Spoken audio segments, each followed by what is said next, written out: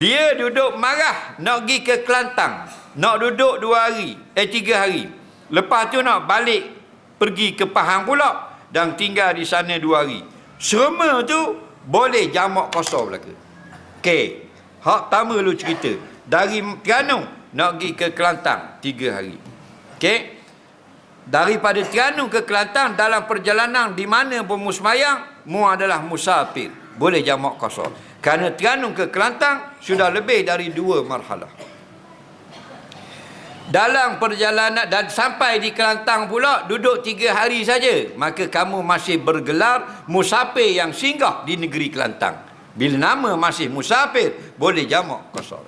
Perjalanan pulang dari Kelantan balik ke Terengganu pula, maka kamu bernama musafir kerana perjalanan daripada sana masih musafir nak pulang ke kampung halaman. Dalam perjalanan musmayang di Sungai Tong ke, musmayang di apa benda Gemuruh ke, faham? Masih dikira musafir selama tak sampai kampung. Okey. Kemudian pula bertolak pula ke negeri Pahang selama 2 hari. Dalam perjalanan dari Terengganu ke Pahang, keluar daripada kampung, masuk waktu sembahyang, boleh jamak qasar kalau munak.